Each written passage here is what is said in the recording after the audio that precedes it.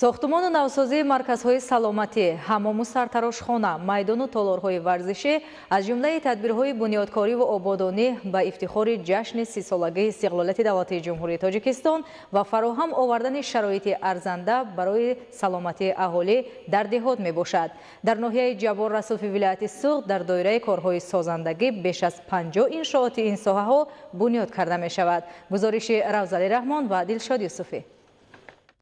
در دهه غӯлакандози ноҳияи ҷабор расулови ولایت سوغد майдони варзишии болопӯшида дар асоси лоиҳаи меъёрӣ дар масоҳати 43 ба 22 метр бо ҳуҷраҳои либосиваскунӣ, санитарӣ, гигиенӣ, ҷойи нишаст барои тамошобин сохта ин иншооти варзишии замонавӣ мавриди истифода қарор гирифт. таъкид ёфт ки дар амалҳои созандагию ободонӣ баҳри истиқболи арзанда аз ҷашни фархундии 30 солагии истиқлолияти давлатӣ соҳибкорони маҳаллӣ нақши шоиста доранд ва аз шароиту имкониятҳои фароҳам овардаи давлату ҳукумати Тоҷикистон истифода карда ва корҳои созандагӣ суръату вусъати тоза мебахшанд. ин майдони варзишии лоиҳавии замонавӣ бо саҳму иқдоми соҳибкори ватанӣ Анвар Самадов бо равона намудани беш аз 600 000 сомонӣ сармояи соҳибкорӣ сохта шудааст.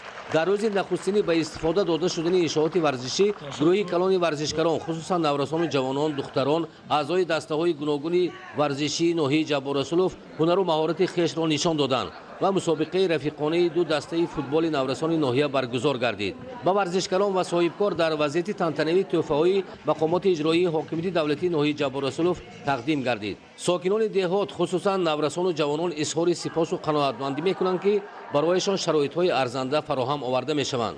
бунёди чунин иншооти варзишӣ барои наврасону ҷавонон як имконияти хубе фароҳам меоварад, то ки ҷавонон ба варзиш шуғл варзанд ва клубҳои варзишӣ ташкил кунанд.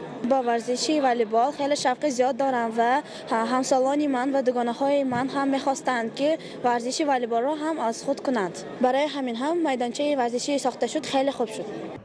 соҳибкори маҳаллӣ иқдом намудааст ки дар ҳамин мавзеъ дар ҳудуди варзишгоҳи пахтакор як ҳавзи шиноварии муосир бунёд намояд. бо дастгирии мақомоти иҷроии ҳокимияти давлатии маҳаллӣ ба соҳибкор қитъаи замини зери сохтмон ҷудо гардидааст. ҳамчунин дар маҷмаи варзишии чемпион барои машқҳои намудҳои варзиш шароитҳо фароҳам омада дар маҷмӯа муассисаи давлатии махсуси варзишӣ оид ба волейбол дар ноҳияи Ҷабор Расулов таъсис ёфтааст. майдони варзишии болопӯшида дар деҳаи Ғӯлакандоз дуюмин иншооти варзишӣ аст ки дар доираи нақшачорабиниҳои омодагӣ ба ҷашни 30 солагии истиқлолияти давлатӣ сохта ба истифода дода шудааст.